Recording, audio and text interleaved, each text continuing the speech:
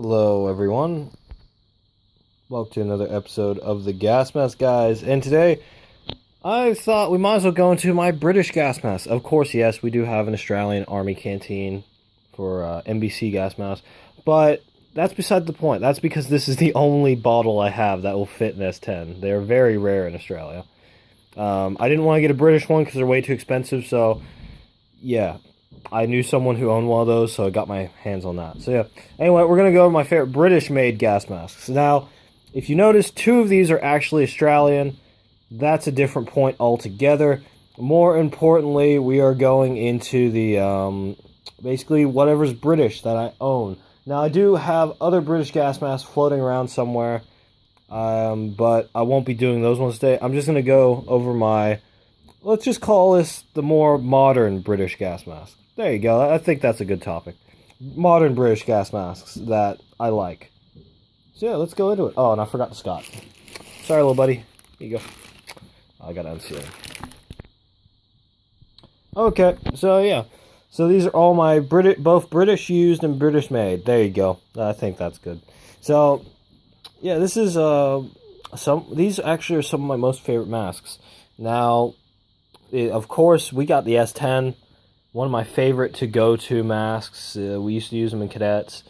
They're really good. They're, I don't know what to say. The S10 is inseparable. It's a good mask. Same with the FM12. This is my, if anything bad happens, to-go-to mask. This is the one that literally sits on the side of my bed. So I used to have it sit there. Now it sits over here. Because there's a very low chance something's going to hit Australia. Like, seriously. Besides drop bears, there's probably nothing going to drop in. Yeah, and of course you have the Scott, which is one of my most favorite masks to use.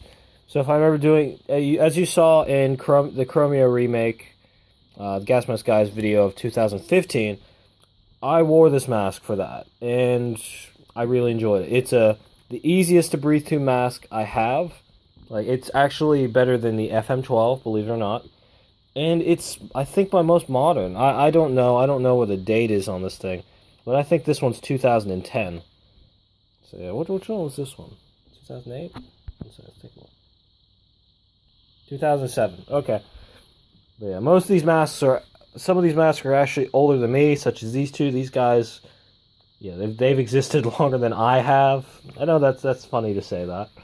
And yeah, let's just go over the pros and cons of them. So, basically, pros of British gas masks. There's quite a bit. Okay, let's go over the S10. There you go, S10. Amazing thing about this mask, many countries still use this mask, such as Malaysia. I think Singapore uses a variant of it. England still uses it to an extent for certain services. Australia uses them for everything, pretty much. Along with the FM12. And it's just, okay, if you want quality, you're looking at either British or American. Now, if you want quality and comfort, go British. These British masks, I don't know why, they're some of the most comfortable masks I've ever worn. Compared to Russian masks, German masks can be quite uncomfortable. It's just, they built them for comfort, and they're very usable. You can use these for anything. Dress-ups. You use them for your NBC kits. They're good masks. Really good with seal. It's just so amazing. Let's go into the S6. S6, they have such innovative details, too. So, as you can see, this one has an inner tube. So you unscrew that. Let me get some focus. So you see that? This little blowhole? You blow into that hole. Don't think dirty, guys. You unscrew this. There's a little screw. You unscrew this, and then you blow into it, and it fills up this little ring here, and it creates a better seal for the wearer. Which, in my opinion, that's amazing. It's a pity they didn't include this in newer masks, but it's understandable. It's a bit of a luxury feature. And the FM12 can take 2 filters. Okay, there's some types that can't, but this one can. So you could screw in another filter just there. I don't do that, because it's a waste of filters, but if you want to breathe easier, you just attach another filter and you're ready to go. And the Scott, dude, if you want to look like a badass in a mask, if you want a good panoramic, just grab one of these. They're really good. They're just good for everything. I don't know how to explain it. They're just that awesome, British masks. And don't get me wrong, I love Russian masks, but I have a soft spot for British masks as well. Now, cons. We all know the obvious con of these masks. They're expensive as hell. They're pretty much. These ones run you about $120 in most cases. These run you about $60 to $80. Same with these. These can go up to $200, I've seen. It depends on what model you get, because those tanker models are very hard to come by. And the Special Forces ones, oh dear lord, the Special Forces ones are nigh impossible to find. So those ones run you really expensive. And then the FM12, which runs you about, I don't know, 80 to 140, something like that. I've seen them for about 300 max. I wouldn't pay that much for an FM12. But at the same time, if you want a mask to protect you, the FM12, the S10, and the Scott, still very good masks. If there's a mask you need to depend your life on, I would definitely say any of these masks, not counting the S6. Sorry, buddy, you're getting a bit old. But yeah. It's the amazing thing about British masks. And that's really about it. Another thing, another con. Okay, let's go into another con. None of these are interchangeable at all. So I was talking about Russian gas masks that can interchange. Not a single British mask can really interchange. Besides the back harnesses, but you can't interchange with this one, which is annoying. You can interchange these two pretty much. You could, if you modified it a bit, you could interchange this back strap onto here, but you'd have to cut this and then re-sew it, which is stupid. You shouldn't have to do that. Or you have to release this clamp, which I wouldn't do. Diaphragms are all different. Let's take a look at the S10 and the FM12. Those two are different in circumference, so you cannot interchange them. Drinking straws cannot be interchanged. They are completely different drinking straws, too. Though the older drinking straws can fit the FM12, the newer ones can't because they're too thick.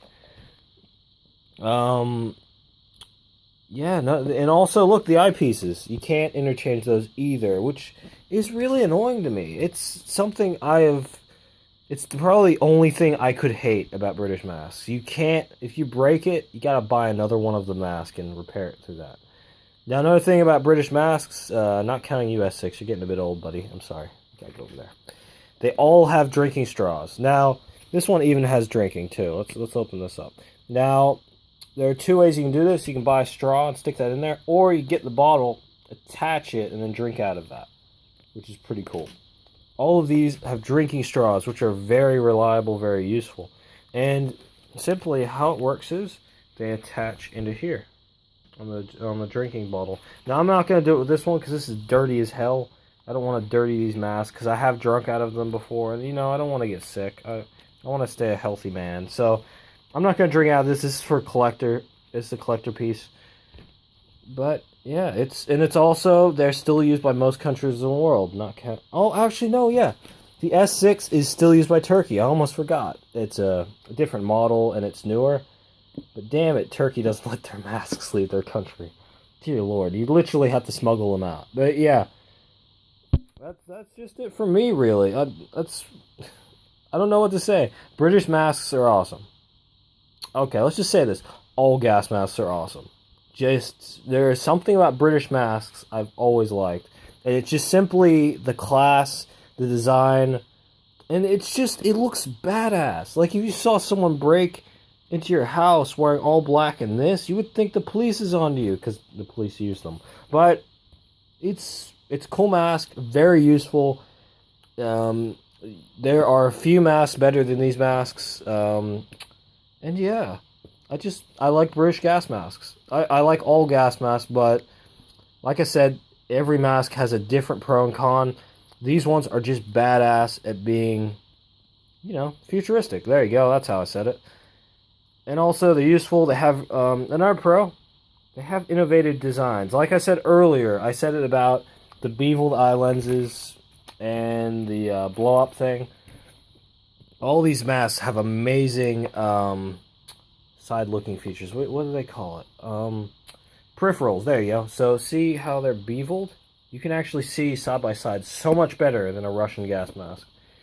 And it comes in handy if you're in a military situation, or if you're in, let's say you're being chased by a murderer. That really comes in handy, but the chances of that are very low. So I'm not going to really worry about that too much. But that's just what I like about Russian gas.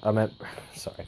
That's one thing I like about British gas masks, is they're amazing, they're innovative, and I'm sorry to say this, like, I keep on saying it like these masks are like no other. Really, the Russians had very innovative designs too. I just have not gone into it deeply, but I just want to say that's what I love about British gas masks. I'm really pumped about them. But yeah, excuse me about the rant. I hope you guys enjoy this video, and I'll catch you guys later. See ya.